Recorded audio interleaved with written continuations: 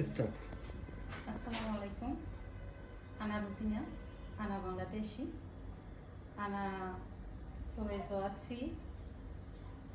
Ana Muslim. Ana Saudi Soy Shogol Arba Sana. Ana Kulu Shoy Malum. Okay, Rosina. Saudi, how many years experience?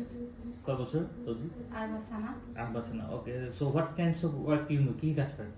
Ana Kulu Shoy Soy Tabak o Khefsa Helba Gisha Gahwa Kulu Shoy Malum.